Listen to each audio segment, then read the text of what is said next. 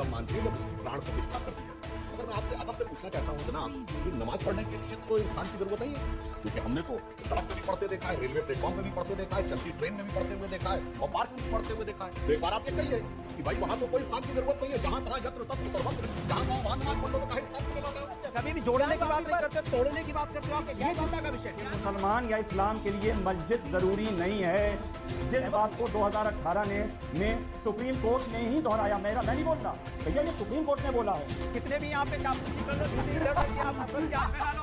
आप समाज तो क्या प्रधानी की टिकट भी नहीं मिलेगी, आप उसकी चिंता मत करो। इसलिए आप हमको मत करो जो हाँ करके हंसते रहते हो, तो हम तो पता नहीं किसकी हंसी बता दे तो आपको बुरा लग जाएगा हमारे यहाँ। ज्योतिर्लिंग के साथ क्या छेड़छाड़ हुई है, शिवलिंग के साथ क्या छेड़छाड़ हुई है, बुनियाद किसकी है, मस्जिद किसकी बुनियाद पर बनी है?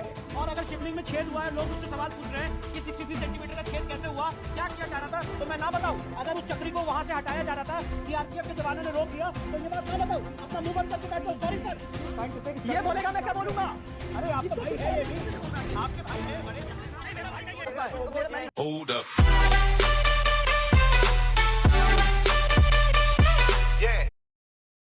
आपने अनुराग भदौरिया को सुना, कह रहा है कि हम तो पत्थर को भी भगवान मानते हैं, और मानते हैं कई गांव में, अधिकतर जगहों पे पत्थर को भी भगवान मानते हैं, पीपल को भी भगवान मानते हैं। लेकिन क्या ज्योतिर्लिंगों का मुकाबला हम पीपल के पेड़ से, बेल पत्र से कर सकते हैं? क्या अनुराग जी की पार्टी की जो पूर्वाग्रह की दृष्टि है, मैं बता दें, हम पत्थर में भगवान तब मानते हैं जब उसकी प्राण प्रतिष्ठा कर दी जाती है, वरना डेकोरेटिव पीसेस भी भगवान होते हैं, वो भगवान नहीं, वो सिर्फ भगवान की मूर्ति है। जब प्राण प्रतिष्ठा कर दी जाती है ना, वो साक्षात जीवंत देवता हो जाते हैं और उनका स्थान विशेष से संबंध हो जाता है। इसलिए पूजा में यह भी बोला जाता है, ग्राम देवताभ्यो नमः, जैसे आपने कहा स्थान देवताभ्यो नमः। मगर मैं आपसे अदब से पूछना चाहता हूं जनाब, ये नमाज पढ़ने के लिए तो स्थान की जरूरत नहीं है, क्योंकि हमने तो सड़क पे भी पढ़ते देखा है, रेलवे प्लेटफॉर्म पे भी पढ़ते देखा है, चलती ट्रेन में भी पढ़ते हुए देखा है और पार्क में भी पढ़ते हुए देखा है। तो एक बार आप ये कहिए कि भाई वहां तो कोई स्थान की जरूरत नहीं है, जहां तहाँ यत्र तत्र सर्वत्र, जहां पाओ वहां नमाज पढ़ लो, तो कहीं स्थान के लिए लड़ रहे हो? अनुराग भदौरिया से पूछना चाहता हूँ, एक बार जरा ये तो बता दीजिए। ठीक है, ठीक है, इस पे आप जवाब दे दीजिए, क्योंकि हमारे यहाँ तो स्थान का महत्व है, मैंने बताया। आप बताइए। ठीक है, सलाम, मैं आपके पास भी आऊंगा, रिजवान अहमद आपके पास भी आऊंगा। मैं तो सुधांशु जी यही कहूंगा, थोड़ा उपनिषद में क्या लिखा है आपको पता ही होगा, सर्वे भवन्तु सुखिनः सर्वे भद्राणि पश्यन्तु। मतलब हम सबको अपना मानते हैं, कोई खराब नहीं है, सब अपने भाई हैं, भाईचारे में विश्वास रखते हैं, समाजवाद में विश्वास रखते हैं, ये हमारा धर्म कहता है। हम धर्म में हम सबको प्यार करते हैं। आपको पता है, मैंने आपको क्या बताया, रावण के 10 दिन में जब माँ सीता का उसने हरण किया था, तो प्रभु राम ने 10वें दिन में उससे लड़ाई में कहा था अभी भी मान जाओ, हम आपको माफ कर देंगे, सीता माँ को वापस कर देंगे।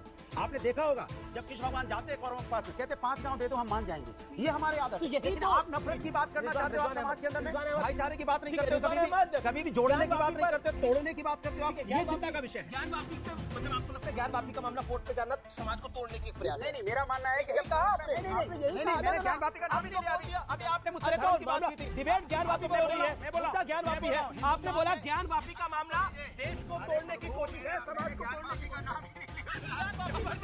मैं तो उपनिषद की बात बता रहा था, तो मैंने कहा ज्ञान वापी का लिखा हुआ है, संविधान और न्यायपालिका से देश चलेगा, संविधान और न्यायपालिका से इन्होंने जिक्र किया जब वासुदेव जाते हैं कौरवों के पास और वो कहते हैं मुझे 5 गांव दे दो, 5 गांव दे दो, नहीं तो आगे देखो क्या आता है, उसको कोर्ट किया।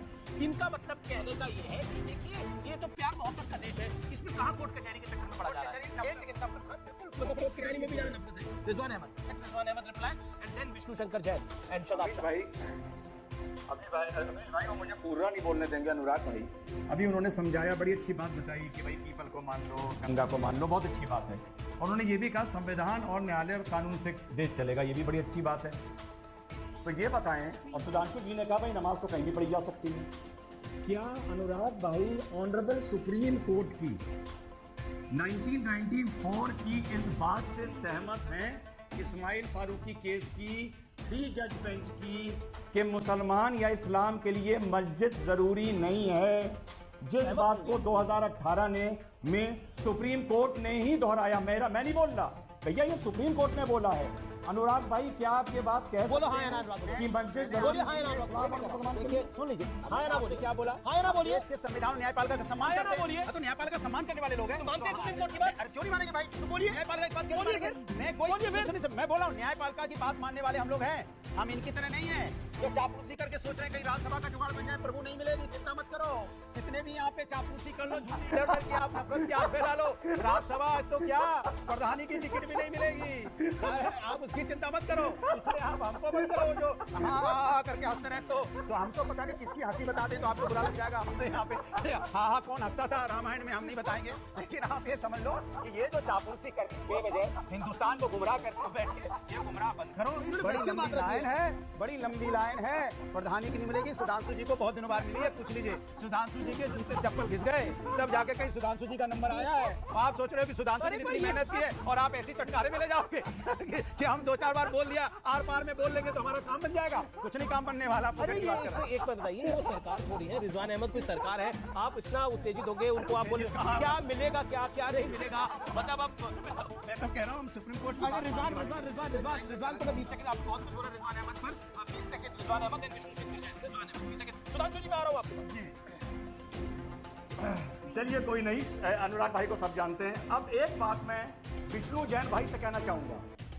विष्णु जैन भाई, आपको लाख लाख नमन और लाख लाख शुभकामनाएं जो आप एक अधिवक्ता होकर लड़ाई यहां तक लेके आए।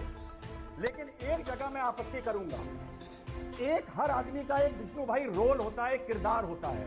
आपने शायद अपना किरदार पूरा कर दिया, लेकिन आगे ज्योतिर्लिंग के साथ क्या छेड़छाड़ हुई है, शिवलिंग के साथ क्या छेड़छाड़ हुई है, बुनियाद किसकी है, मस्जिद किसकी बुनियाद पर बनी है, ये काम मेरे हिसाब से अगर आप आर्कियोलॉजिकल सर्वे के लिए गुहार लगाएं और एक्सपर्ट्स को इस पर बोलने दें तो मेरे हिसाब से ज्यादा बेहतर होगा और आपकी बात ज्यादा दूर तक जाएगी। ठीक है विष्णु जैन एक्सपर्ट नहीं हो। विष्णु जैन, मुस्लिम पक्ष का दावा है कि वो फुवारा है और मुस्लिम पक्ष का ये भी दावा है कि देखिए जो दावा हिंदू पक्ष कर रहा है छेड़छाड़ की कोई बात ही नहीं। देखिए मैं तो इस बात से बड़ा मुझे अचंभा होता है कि लोग मेरी आवाज़ क्यों दबाना चाहते हैं। अगर आज मुस्लिम पक्ष कह रहा है फवारा है तो मैं इनसे पूछना चाहता हूँ क्या वो कोई एक्सपर्ट के पास गया था फवारा प्रूफ करने के लिए, या जब मुझे शिवलिंग मिला था तो उस समय पहले मैं क्या करता, अपने शिवलिंग को प्रोटेक्ट ना करता, पहले मैं एक्सपर्ट के पास जाता और एक्सपर्ट की जब ओपिनियन आ जाती तब शिवलिंग को प्रोटेक्ट करता। सॉरी सर, ऑर्डर 39 रूल 1 में स्पष्ट रूप से लिखा हुआ है कि अगर वहां पे कोई एरिया ऐसा है जहां पे शिवलिंग को डैमेज किया जा सकता है या केस की प्रॉपर्टी को डैमेज किया जा सकता है तो कोर्ट अर्जेंट इंट्रीम ऑर्डर दे सकती है। और अगर शिवलिंग में छेद हुआ है, लोग मुझसे सवाल पूछ रहे हैं कि 63 सेंटीमीटर का छेद कैसे हुआ, क्या किया जा रहा था, तो मैं ना बताऊं? अगर उस चक्री को वहां से हटाया जा रहा था, सीआरपीएफ के जवानों ने रोक लिया, तो ये बात ना बताऊं? अपना मुंह बंद करके बैठ जाओ। सॉरी सर, आपका ये व्यू हो सकता है, मेरा व्यू नहीं है। मैं अपने किरदार के अंदर हूं और बखूबी अपने किरदार के अंदर हूं। मैं एक वकील हूं, अपनी बात कोर्ट में रख रहा हूं, मैं अपनी बात कोर्ट में रख रहा हूं और अपनी बात आपके सामने से रख रहा हूं कि लोगों को पता चले ये आपको बोलने का पूरा हक है। क्या होता है? होल्ड ऑन, शदाब चौहान कुछ कहना चाह रहे हैं। शदाब और प्रोफेसर हैरिस भी कुछ कहना चाह रहे हैं। शदाब भाई मेरी बात से अगर विष्णु भाई देखिए इनको मेरी बात से अगर आप कुछ कह रहे 10 सेकंड अपनी तो क्षमा चाहता हूँ।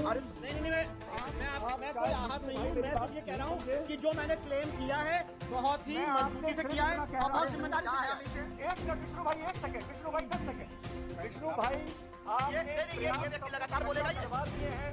नहीं, ये पता चलता है अपने कंपनी को विष्णु भाई 1 मिनट नहीं, विष्णु भाई नहीं, शदाब चौहान बोल रहे हैं। ये एक पर्याप्त सबूत इकट्ठे करवा दिए हैं जिससे ये पता चलता है कि उस मस्जिद पे मंदिर की छाप है। ठीक है शदाब चौहान, मस्जिद पे मंदिर की छाप है। जवाब शदाब चौहान, सवाल लेनी चाहिए। शदाब चौहान, ठीक है शदाब चौहान कम इन। सुधांशु भाई ने बोला, जैसा सुधांशु भाई ने बोला, इसकी साइंटिफिक ये बोलेगा मैं क्या बोलूंगा?